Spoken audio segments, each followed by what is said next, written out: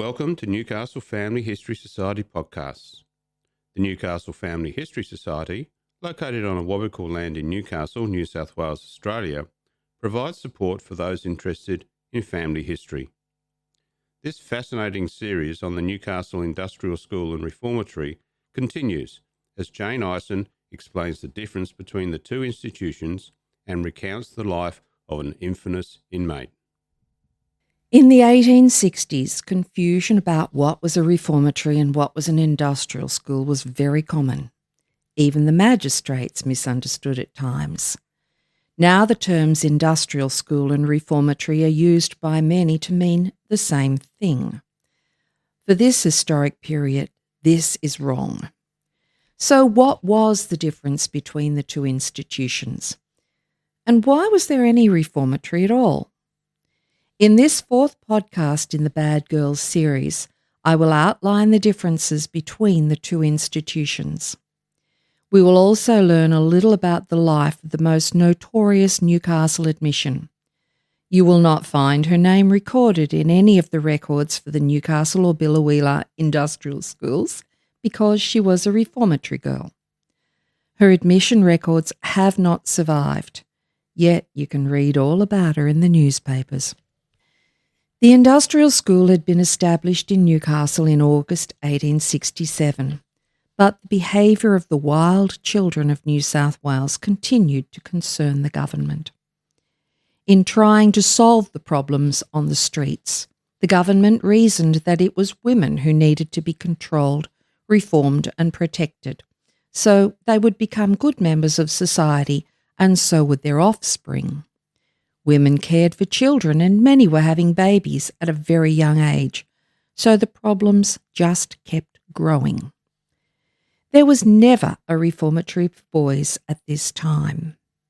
Eventually, laws to establish the reformatory passed and the institution opened at the very end of January 1869, right beside the industrial school in the building that we now know as the officers' quarters. The staff at the industrial school used these buildings as their offices, but it was also where they lived, often with their own children. The buildings on the site were becoming quite crowded. At no stage were there ever many girls in the reformatory. To be admitted, you needed to be under the age of 16 and to have committed a crime that would have put you in jail for at least 12 months. Instead of a jail, you would stay in the reformatory for a set period of time where, like the industrial school girls, you would receive vocational training, cooking, cleaning, washing, sewing and mending. There has been no evidence yet found that staff would guarantee to find employment for any reformatory girl, unlike the industrial school girls who were almost always apprenticed. Reformatory admissions were simply released back into society when their time was up. Agnes King had lost her position as the matron superintendent of the industrial school in December 1868 upon the appointment of Joseph Hines Clark as superintendent and his wife Marion as matron. King, however, remained in Newcastle and set up the Newcastle Reformatory. She became its matron, a position she kept when both institutions moved to Biloela on Cockatoo Island in 1871. In 1880, King again moved the reformatory to Vaucluse, where it was known as the Shaftesbury Reformatory. Admission records between 1874 and 1888 have not survived, but one letter named the girls sent to the reformatory in Newcastle. There were 5 admissions altogether, but only about 3 were in the reformatory at any one time. These 5 girls were Jane Lord, admitted from Singleton, Ellen Youngman from Stony Creek, Louisa Winter from Ulladulla, Jane Taylor from Penrith, and Marianne Meehan from Newcastle. Marianne became infamous. Marianne Meehan was the reformatory's second admission. Who her parents were is still clouded in mystery, but she had been born in either Tamworth or Maitland. She was arrested in Newcastle in May 1869, charged with stealing a diamond ring, and was sentenced to 3 years in the Reformatory. Mary Ann's stay in the reformatories at Newcastle and later Biloela was turbulent. She challenged authorities almost constantly over her incarceration, often being placed in solitary confinement and making many successful escapes. She had family in Newcastle and in the Branxton area west of Maitland, so she had many places to go to evade authorities. Various records describe Mary Ann as very beautiful. One of Mary Ann's responsibilities in the reformatory was to wash and iron the matron's clothing, and Mary Ann took full advantage of this opportunity. For her first escape in February 1870, Mary Ann disguised herself in clothes stolen from Agnes King and her daughter, Mrs. Barton. This theft put Mary Ann in Maitland Jail for 3 months. 2 months after her return to the reformatory, she and the 2 youngest admissions, Jane and Ellen, absconded. Clark had to explain to the Colonial Secretary how this had happened. He wrote, "I went to the dormitory where the 3 girls should be and found 3 forms made of blankets in the 3 beds, and the girls gone. The forms were covered with quilts and looked like people in the beds. Upon further examination, the clothing that the girls had on was found in the paddock in front of the institution. Mrs. King stated that she locked up the girls in the dormitory at about 6 o'clock, but that she did not see Jane in the room. The other 2 girls told Mrs. King that Jane was under the bed, that it was only her fun, that she would be out presently. Mrs. King states that she locked the door and left the key in the lock, and that she suspects that Jane was in another room, and she unlocked the door and let the other 2 out. I then went in search of them, accompanied by 2 policemen. We arrested them about 2 miles out of town and brought them back to the institution at about 12 o'clock on the same night. They all say that the door was not locked, that there was no key in it, it was only bolted." Meehan is now undergoing punishment in solitary confinement and on a bread and water diet. Meehan is 16. She is not a bad-hearted girl, but very wild and easily led astray. The 3 girls were helped to escape by George Olshorn, a bus driver. Clark reported that he took them out of town in an omnibus. Olshorn was brought before the Newcastle court charged with assisting in the escape and spent a month in Maitland Jail as punishment.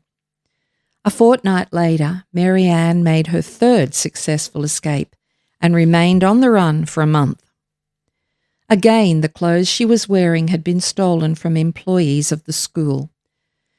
After her arrest, Mary Ann declared that she had facilitated this latest escape by chopping through the wall with an axe. Clark again reported to the Colonial Secretary confirming that her escape was effected by cutting a hole in the iron fence that forms the back boundary wall of that institution. Clark described Mary Ann as very troublesome. A 4th escape in April 1871 occurred in company with 2 industrial schoolgirls, Lucy Arkin and Annie Howard, who were temporarily isolated within the reformatory buildings due to their individual upcoming court appearances. The girls were concealed by 3 men and remained at large for a week, living in a deserted hut on the Minmi Creek between Minmi and Teralba. Mary Ann was charged with destroying government property and absconding. She was sent to Maitland Jail for 3 months because she declared that she would escape again if she was returned to the school. The Newcastle Reformatory closed in May 1871, but because Mary Ann was still doing time in Maitland Jail, she did not immediately transfer to the Biloela Reformatory with the other reformatory girls. She arrived in August. After her readmission and at King's request, probably due to Mary Ann's threat that she would drown herself in the harbour, She was seen by the visiting Billawheeler school doctor, Owen Spencer Evans. He assessed her using phrenology, the then popular but now discredited and faulty science of character divination. Evans stated that Marianne Meehan has a morose expression combined with cunning, a low degree of intelligence, a quick, impulsive temper, when raised, violent and almost maniacal. Her head presents a low development of the intellectual and moral faculties. Lack of early control or restraint has tended, no doubt, to make her temper more difficult to manage. I think she is able to distinguish right from wrong and is responsible for her actions, and that eccentricities of demeanour are put on for effect. I do not consider Marianne Meehan a proper subject for treatment in a lunatic asylum.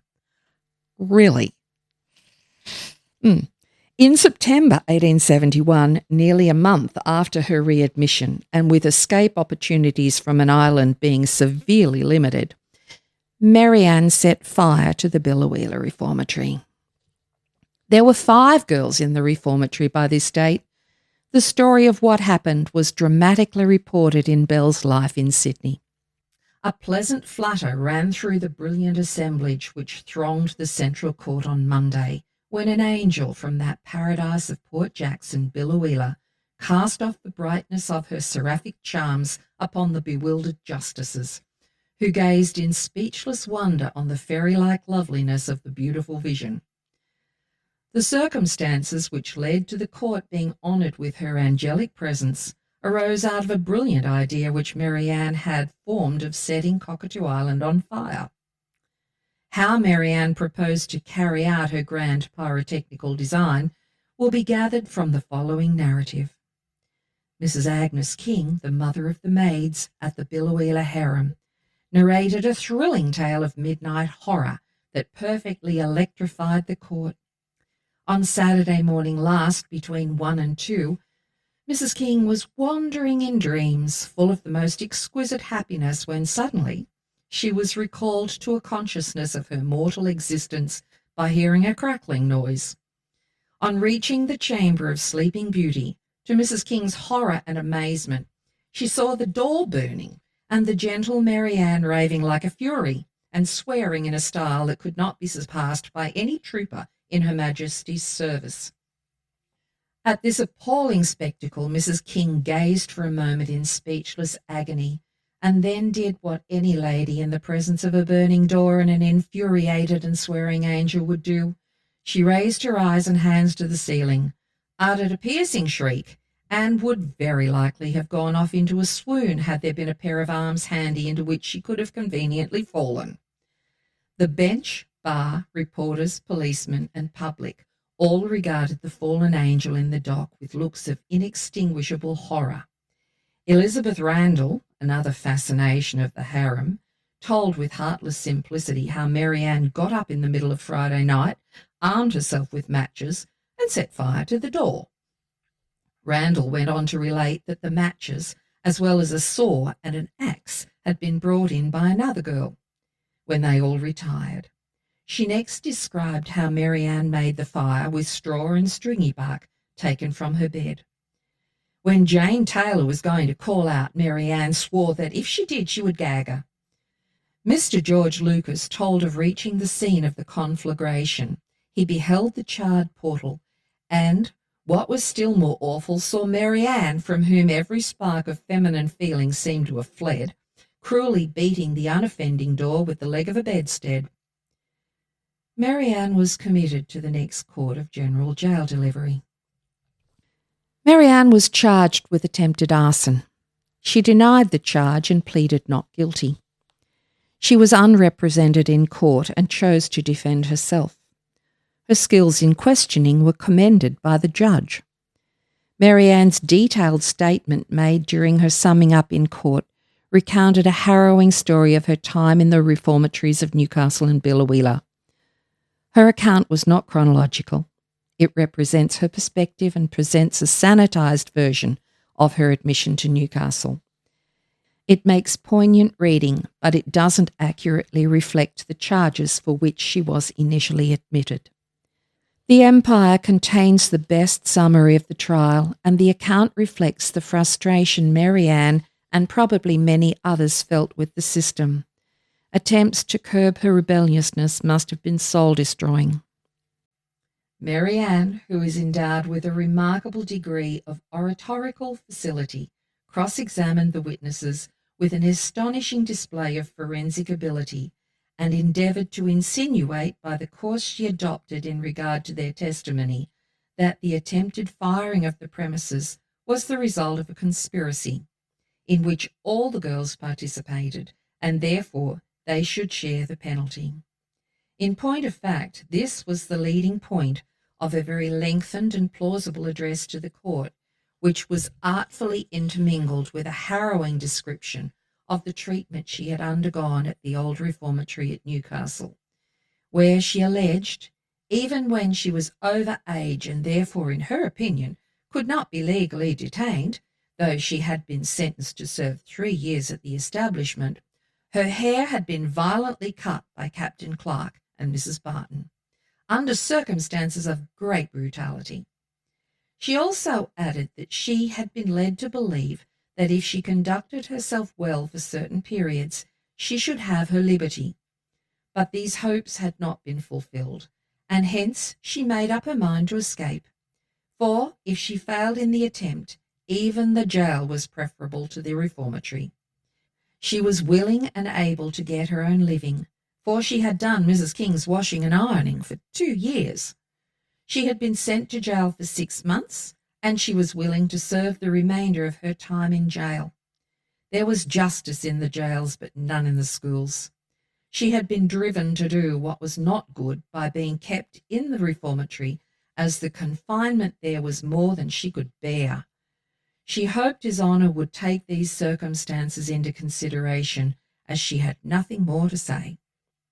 This could be no better confirmation that the phrenological assessment undertaken by Evans some weeks previously was rubbish. The judge expressed pain concerning Marianne's statement and voiced his concerns about the reformatory system. The jury foreman recommended mercy, as the entire jury had felt acutely for her.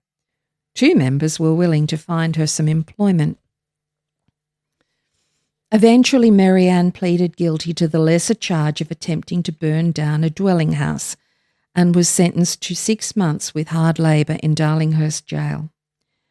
She was released from Darlinghurst in May 1872, but never returned to Biloela. Although she had a job offered to her, she returned to Newcastle, where in July 1872 she married George Olshorn, the bus driver who had helped her in her second escape from Newcastle. Marianne and George had a son who was born in 1873. Sadly, this baby died the following year. From about this date, Marianne and Olshorn separated, although both moved to Sydney. Tracing Marianne becomes very difficult after Olshorn's death in 1882. But on the 5th of September 1882, just over a fortnight after Olshorn died, Marian Olshorn married John Oldham in Sydney. Their relationship, however, had begun in about 1878. A number of children were born, showing that Marianne had adopted the given names Emily Marian. From about October 1887, the marriage to John Oldham also began to fail. Marianne then began a relationship with Robert Dickerson, although no marriage occurred. By this time, Marianne had begun using initials in the newspapers, completely avoiding the use of given names and referring to herself as E.M. Oldham or E.M. Dickerson, names she used at least until 1902. Marianne probably operated brothels in Sydney to maintain her lifestyle, although she was only charged with operating a house of ill repute once and was eventually found not guilty. Marianne said that she had had no support from her husband. She managed very well and owned at least 1 racehorse.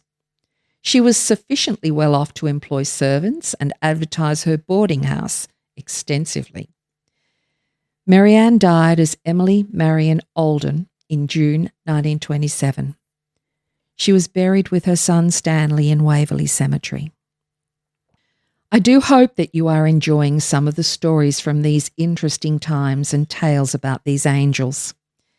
Mary Ann Meehan's life was certainly colourful, but she was clearly a survivor. In the 5th episode of the Bad Girls podcasts, we will investigate some of the success stories from the Newcastle Industrial School. Stories of young girls often sent far from their family who went on to become pioneering women and strong matriarchs working for a better future for their children. Thanks, Jane, for another insight into the Newcastle Industrial School and Reformatory and the life of Mary Ann Meehan. And of course, if you'd like more details on Jane's research, visit her website nis.wikidot.com. With more stories to come, make sure you follow us on Newcastle Family History Society podcasts. Until next time.